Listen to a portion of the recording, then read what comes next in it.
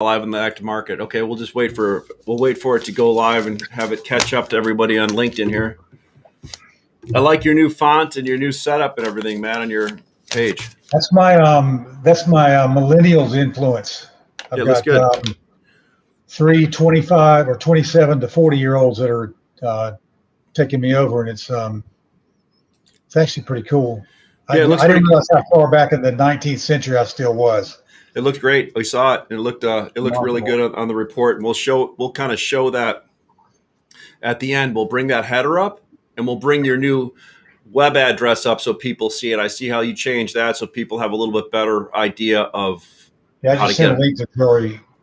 Gotcha. Yep, Jory got it. Talk to Nick, so we'll make sure we've got it. I've got my T-shirt on from. We're doing the link. We're doing a live for 5 minutes or 10 minutes every morning now at 10 o'clock Central to go through the whole live market to kind of show people. How's that going?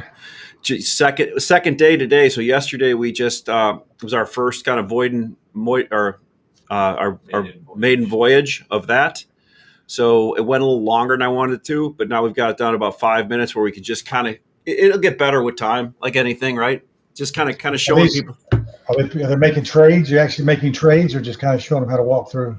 So we're starting out kind of showing how to walk through, but we're going to eventually move to live trades on the platform. We're going to kind of introduce people to it, and then kind of walk and then kind of step into it a little bit more, if that makes sense.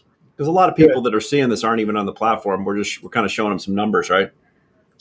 And it can be a little intimidating when you're used to it. It's so easy just to. I've got a couple of people that I've introduced to the site, and they just said, "Well, I just got a deal yesterday." A guy said, "You save $500,000 on a multifamily package just on the sheathing, just on 3 items of sheathing. Saves $500,000 just waiting for 1 week." And he bought it from the broker. Just called back and cut the price 50%. Yeah. He didn't even shop it on the exchange. I mean, not that it was not a good number, but I thought, well, give somebody else a shot. Just you don't know what's out there. So let's see, we got enough people starting to stream in, Matt. So we'll start it up here. So welcome to the Materials Exchange MX Lumber channel. It's Lunch with Lumberman with Matt from Lehman's Lumber Guide, Matt Lehman. And at the end of this, we're going to show you some of the new highlights of his guide that he's added to it with some new contact information. So, Matt, we were kind of segueing in talking about this a little bit before we started. It's pretty crazy in the market. The panel market kind of went like this, just went to a straight dive yesterday. Yeah.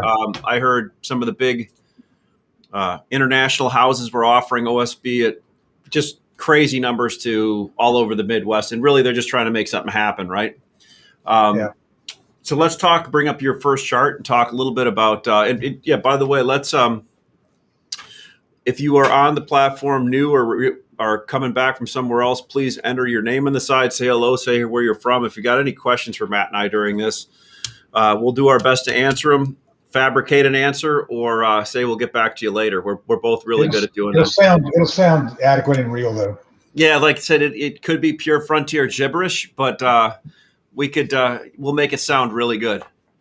All right, so hi from Sweden, Chris. Chris, hi from Sweden. How are you? Hope everything is going well. Jeff, Cape Cod, Mass. Thank you for being on, Jeff. I saw Jeff listed some panel products today. I want to highlight some of those too. Pretty cool, Jeff. Glad you're on using us. So let's bring up Matt's first chart and take a look at that. Matt, what's we're going to just stick with one of the charts, looking at everything today. The composite here. What's your feeling on this? Where are we coming from on a market update? Well, we're at a place where the market it's at a price where everybody likes the price. Lumber prices are not the objective right now, and the market's just sitting here. It's fallen off 2/3 from where it was from its high. I'm looking at the chart. You're never going to see anything like this. Looking back for 50 years, you won't see a chart that looks like this ever, and probably never again. It's just been the perfect storm of everything that could possibly happen.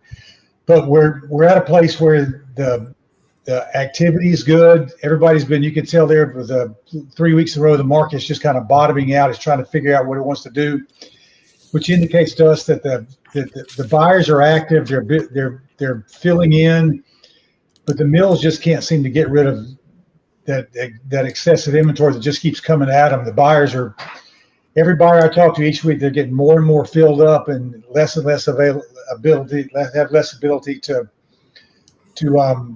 keep buying, because what they've got is sold, but it's just getting backed up at the builder site from windows and appliances and sheetrock and carpet and everything but lumber seems to be holding home prices. I mean, yeah, that's just true. It's true. You basically said replacement for everything. Everything's short. You know, you go to restaurants right now, and we were at a restaurant in Detroit last week, and half the tables were empty, and we asked, well, it's like 8:30 or 9 at night, and the guy's like, that's a half an hour. We're like, half an hour? Well, can we sit down? And they're like, we don't have enough servers, right? So everything's in short supply, right? Labor everywhere. You know what's weird about it? It's everything in every place all over the world. So today, in my lumber PhD class, this topic is going to be the overlooked obvious. And if you just look around and just see like how can we be short burger flippers in Singapore? You know, how can you be short appliances when all over the world, when we've been looking for them for 6, 8, 9 months now? It's to me, the overlooked obvious is that the population has grown, the world population has grown to a point where there's not enough supply for the demand of absolutely everything that the consumers want to have. And yeah, that's true. We also have these, my own opinion, these microbursts of little economic pushes and pulls everywhere, because everybody has decided to keep everything in certain warehouses and just in time and ninja black belt tactics for buying and selling. So all of a sudden, when everybody pulls in the same direction, it creates what we just saw, right? Yeah. It seems to be building again this time around. The thing that's different about this market, where we sit right now, than where we were back at right before that big spike up there, like week number 8, 10, where it started to level out, and then we got that big spike up, pushed to the all-time highs. The difference in this market today than where we were in March of last year is so many more people want to hoard inventory. They want to build lumber inventory, and there are people that have never done it before. I've got new multifamily customers that have never bought lumber before, and now that they found out they can buy it through the exchange or buy it direct or whatever, they're finding these empty warehouses and just packing it full of lumber. And it's called the shadow inventory, that everybody in history that has tracked always the regular players, those guys are buying a bunch of stuff and other people are, so they have a harder time tracking it sometimes. Well, here's the overlooked obvious thing about that. If you're a wholesale distributor and you're counting on just-in-time buyers to come and buy lumber from you, and because their builders are kind of just buying it as they need it, and they're buying it because their developer has said, well, here's what the time frame is, we're going to need it. And then you look around and you realize the developer has already started to buy wood and put wood in place. And the danger of it is we're going to have, this market's going to be more than double bought at some point, because everybody's going to be buying for the same jobs.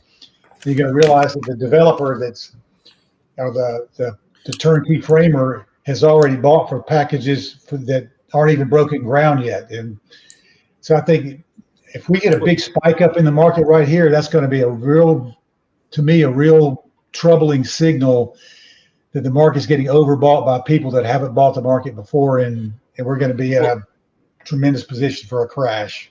So look, the markets always do what hurts the most amount of people the most, and exactly the opposite everybody thinks. So me not having a position now, I can have an opinion, but what I saw over the last 2 months, month and a half, you had the market falling, and a couple times along the way, everybody said it was a good buying opportunity. Good buying opportunity, because this, because that. Yeah, I understood some of the facts and figures on it, but the point was it was hard to build as fast as we want to build, right? So the reason it went to $1,700, $1,800, because people built inventory and probably built more than they're normally used to. When the price fell, Some people are able to get rid of it. You can try and average down, but there's a difference between speed and velocity, right? The speed and the velocity of how we dropped was 2 months drop, 6 months up. You can't lower your cost fast enough. So you have a whole bunch of people. The question that comes to me all the time on email, phone calls, text, why aren't we seeing the end use get the same relief pricing that the wholesaler mill side is getting? And I made a comment the other day in Fortune magazine.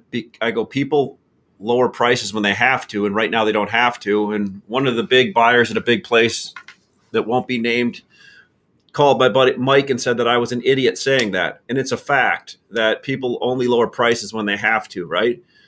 So I think everybody really thought, because we all felt this, there was a bounce coming. There was a bounce coming, and the price was going to come back and let people liquidate those higher price things, even as they average down. And I'm beginning to get that feeling markets never turn until people get out of high price positions.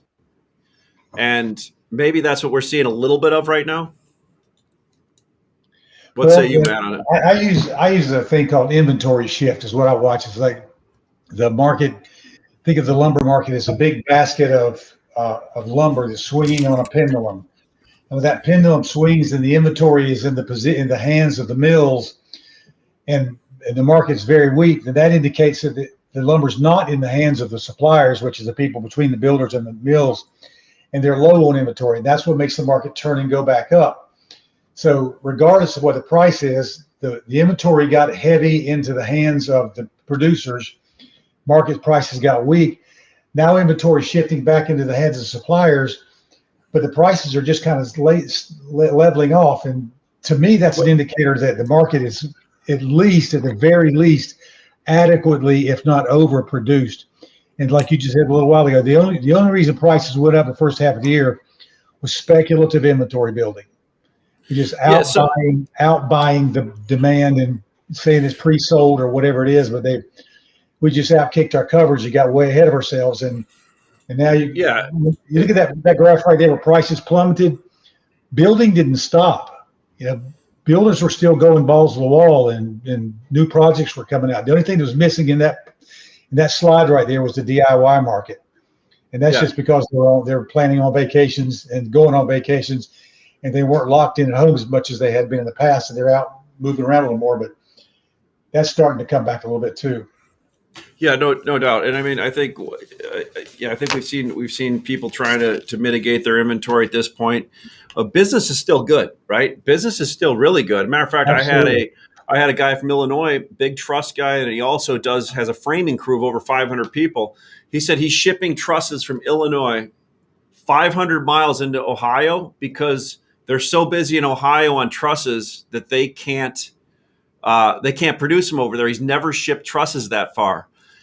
When stuff backs up here, and people want all his labor everywhere because his labor is such an unbelievable commodity right now. Like the market wants to build more, but we just physically can't in some cases. Now, with that said, I am seeing some of the froth come out of some of the numbers I'm seeing in the houses. The amount over that a house is listed for and selling for is starting to come down. The days on the market of homes is starting to go out. It's still slight, but that's what you kind of see, right? So right. Everybody can talk about demographics and how much we have to build for the age of the inventory. I've heard this for 20 years in the business. The same reasons why, right? Markets go back to Econ 101. Supply always finds a way to catch up with demand at some point. It just does in a commodity, and I guess that's the law of supply and demand. And I think it's interesting how this year, all of a sudden in 2020, analysts have recognized and stated and declared that housing market is underbuilt because we've been underbuilding for a decade. How all of a sudden did we determine, like right now, why didn't we notice this at 9 years ago, 8 years ago, 7 years ago, 5 years ago, that we were underbuilding for housing demand? And I think that's a bogus kind of argument. We built what the market wanted. We didn't build based on what population was. If people wanted to buy rather than rent, there would have been a bigger demand for housing. We would have been in 1.5 million or 1.3 million. We would have been 1.7 million. So just because we're here right now doesn't mean we've been behind the curve for 10 years and we got to catch it up all of a sudden. What did that famous investor say? The four most dangerous words in the language are "it's different this time." Yeah. Yeah. So I'm just saying, let's talk a little bit more about some other things. He talked about private land ownership, timber hoarding due to low prices. What is it? What do you mean on that one? Well, yeah, we watched this year, especially in the South, the price of timber was, I'm going to blanket and call it $350 per hectare, or whatever, however you figure it. But the price of timber in the South didn't budge, didn't go up at all, while the price of lumber tripled.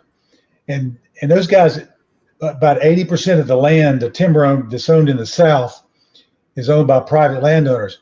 They don't have to sell that timber. And most of that timber is owned by REITs or by third, fourth generation people that's just been handed down from grandpa to grandpa, and now the people own it, and all they do is pay taxes on it and clear cut it or burn it off or get the underbrush out so it keeps growing. But they don't have to sell that timber at $300 and lose money on it. The assumption is because the timber's there that it's going to always be available at a certain price. But you get to, even if you wanted to sell it, and we got lumber mills coming on that are needing to buy more timber, and the dynamic could change completely with the timber owners saying like, well, we got another 2 billion board feet of southern pine production coming on. I think I'll just hang on to mine and try to make timber tight. There's a lot of things can happen. Like the short supply we talk about all the short supply of everything there is in the country. There's what's to say there's not going to be a short supply of replacement parts for sawmills or forklifts or trucks, or we're just kind of overlooking all the things that could affect the supply or just the availability of lumber. And right now we're all sitting fat and sassy because prices are cheap and there appears to be plenty of it, but there's no guarantee that supply is going to continue to stay like it is, especially like with the wildfires. And if mills don't have to make lumber either. They don't have to sell lumber at a loss, especially after having a year like they've had this year. They've got plenty of money. The mills could sit back and do nothing for the next 2 or 3 months and still have a big fat year. There's a cost of shutting a mill down, and generally when you make that, mills are made to actually make lumber, right? So the cost of shutting down. But I am surprised where we went to some of these things, and man, these fires are real out west, right? And they're too bad. And I hope that hopefully get some rain soon and everything goes well. But I really thought the price I didn't think the price would fall like this with all that going on, but it shows kind of what the general public thinks. One thing that you see right now too is basis is working, right? We all sat there for a week and a half wondering why the CME basis was such a premium to the spot basis. Well, now in the last 3 days, we've seen the basis has come in, right? Yeah, futures realizes cash isn't coming after it. Yeah, exactly. So let's real quick, since we've gone 20 minutes, let's switch over to our MX Live platform and take a look at some of the things that we have up here today. And I'll share that with you. Can you see that okay, Matt? Yeah. So a couple items that we have up. I loaded this before we started, and I enlarged the screen so we can see it.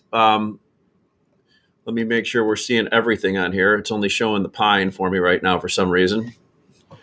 There we go. So if we go into Atlanta on trucks, you can see there's different Southern Pine prompt prices, the sell price. These are Atlanta 2x4, 2x6, number 3, 2x6, number 4. And some of this may be coming from a long ways and some may be close. So that's the difference in the pricing. 2x6, all 8, number 2. Here's some good items down there. This 2x4, number 4, Southern Yellow Pine, I think is paper wrapped and it's good stuff. So if you're an industrial person and want a good number 4 product, here's 16 footers delivered 402 Atlanta. Southern Pine, 2x6, number 3. Here's some number 1 products in pine. Here's 2x6, all 8s, number 1, 371, or number 2. 2x4 16s, number one, 536 Atlanta, 2x10. And again, these are the offers. You can come in and make a price. I just had a guy call me a little bit ago on Euro. Let's go down and look at some of that. Hey, Ash, I was going to point out something that people can do also, so you can find out what's being offered. You can sort those by ask column. Absolutely. You or even certainly quantity, and you can see that there's larger volumes being offered, but you can sort by ask, so you can find out what's priced if it's not into your area. So everybody that's come on here, this 2x4 Euro SPF prompt, the prompt 16 footers at 626. A guy called me and said he's waiting for people to put bids because he's got 10 to 15 trucks behind that, and he wants to move this. So he's looking for offers. 2x6 12 footers. There's about 10 to 15 trucks behind this. He wants offers on that.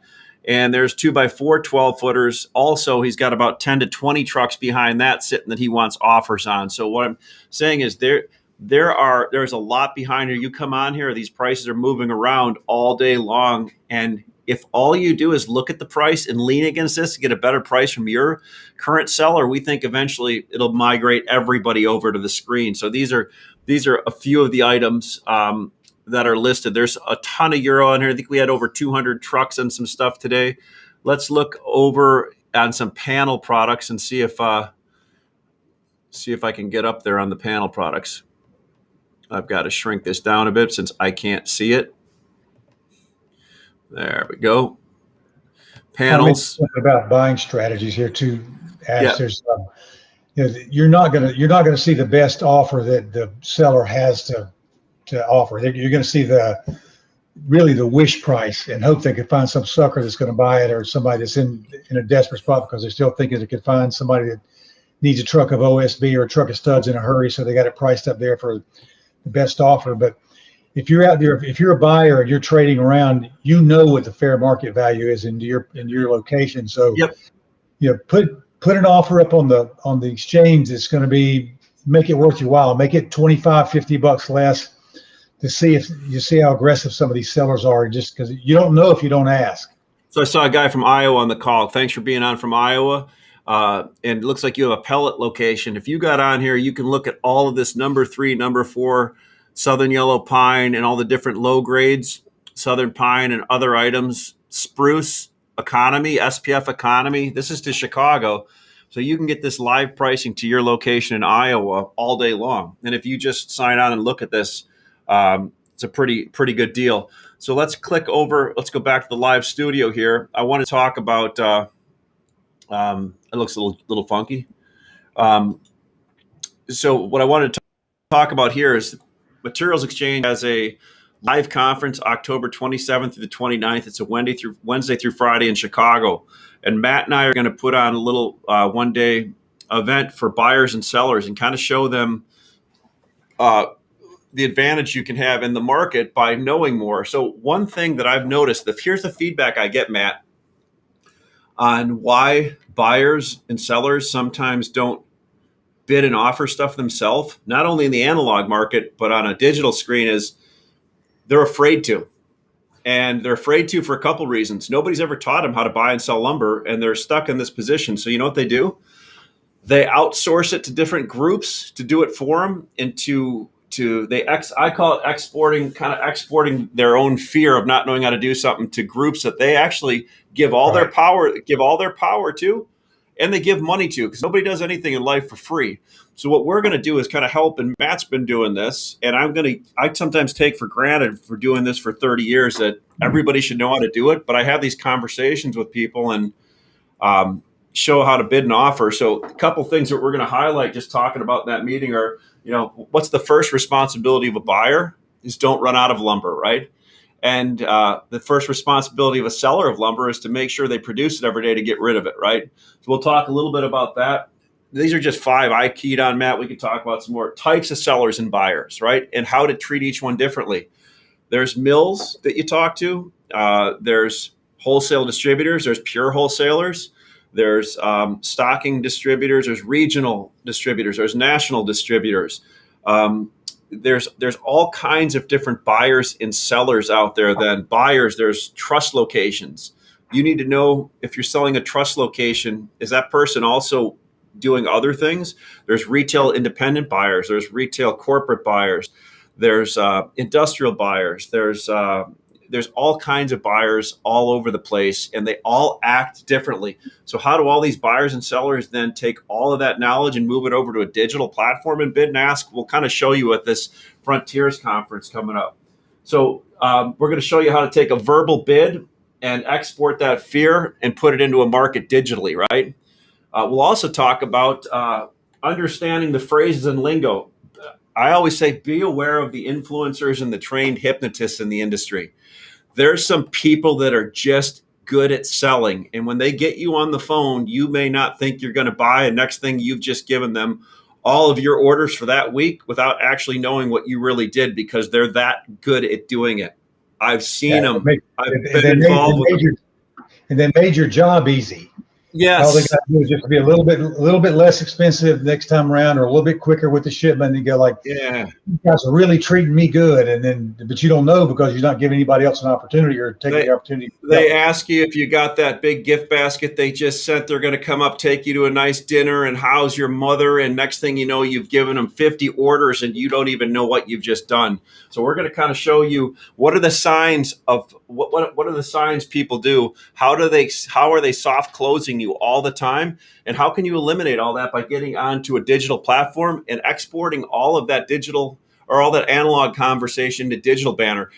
Why should you be afraid or even think about it when you put a 10-lot bid, which is to buy in the market, and you put it into the digital atmosphere, right?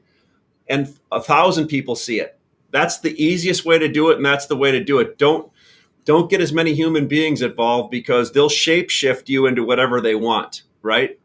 They're good at it. You know, we've talked for decades about this business is about relationships, and that's probably one of the most dangerous things that you can get into. The most costly thing you can do is getting into a relationship that you depend on and trusting that relationship to be the first and best opportunity for you all the time. Because I was a broker, and as a seller, my job was to convince on every conversation, to convince the buyer on the other end that why he should buy from me right now, why my product was the best. And if I want you to wait, that if I were to buy somebody to wait, I said, wait until you hear from me, not wait until you hear the price, but wait until you hear from me again to tell you when the correct time to buy is. And the buyer's mentality is they're there to sell you something, and you're there to buy it at the best price, but they're just to get buyers are there to, and sellers are there to get you to get an order that minute, that day. Yeah, you watch Glenn Gary, Glenn Ross, or any of that stuff. It's all about, hey, if you're asking somebody for one, ask them for all of it. Ask them for 20. If you're asking for one truck, ask them for their next 50 cars. Own the relationship. That's what people want to do, and that gets dangerous, right? So the other one is best results in a conversation always come from knowledge, right? Greg Riley always trained me, and this is the way to do it in TED Block. When you're on a phone call, if you're a good buyer and a good seller, and it's hard to be both. When you're both, you're a trader, right? Right. But as a buyer, you should know on a call what you can do, what you should do. If somebody offers you something, a lot of times what happens is sellers will offer you something not thinking you're going to get it, just to kind of put it out there, and you need to know if that's a good price and to buy it right there. Most of the best buys and best calls can be done on the actual call or exchange digitally that you're currently at, right? And to be a good buyer or seller, you need to know what's a good offer every day when you're on the phone. Saying I'll call you back or can I get back to you, you've just lost 85% of the chance of getting that good buy or good sell. Yeah, that's where the good buys come from. The buyers, when you pick up the phone for an inquiry, you need to know what are you willing to pay and how much of it are you willing to buy all the time. Right. You know, when you get a random phone call or you make a random phone call, just be ready to pull the trigger on anything all the time. So what we're going to talk about is how to do a lot of that digitally and create more efficiencies and be able to have more relationships. Hey, what's better than actually putting a bid into the market or an offer into the market where everybody can see it and you can see the feedback from everybody, and not just the 3 people that bring you fly fishing every year, right? That's right. Yeah. So look at that. We're kind of up against our half an hour, Matt, but I wanted to show basically, it's actually Greg Bloomberg from Iowa. He's from Kendrick Forest Products, a hardwood mill in Iowa. He wanted to know, I'm not sure if I understand this question. Has there been a re-entry by pellet manufacturers back into softwood cans? Do you know? I don't know enough about the pellet market, Matt, to make a comment. I don't know either, but I would say not, because there just hasn't been still not a lot of product available, number 3 and number 4, and I don't know that it's, other than southern yellow pine, and I don't know exactly what's used, and maybe some poplar or whatever you use, but it seems like that a lot of low grade number 4, probably especially number 4, number 3 southern pine has been sought after, but it's not necessarily all that available. So I don't know if there's a big shift back away from hardwood into softwood just because of the availability. And like my dad used to always say, Kant never did anything. All right, so let's bring up Matt's website and kind of show his new look here. We'll kind of show him some a way to get a hold of Matt, because I know your URL changed a little bit too. So there's your new site, Matt. See if I can suck that in a little bit. No, it's laymansguide.com. So you changed that. Yeah. It's the first time I've had .com available since I started the business. Somebody was just sitting on the URL and just hoarding it, but I finally got it available. I've been .net, .info, .org, and now .com to stick. And so we've kind of revamped the look a little bit. So the contact information is matt@laymansguide.com and laymansguide.com for the website. And what you're going to find when you get to the website, and Jory told us not to be shamelessly plugging ourselves today, but what you're going to find is you can't buy Layman's Lumber Guide just off the shelf. You have to take a 2-month trial, because I want to make sure that it fits for you. You like it, it works for you. I want you to make money off of it before you buy it. And so I invite you to just check it out and see what you think about it.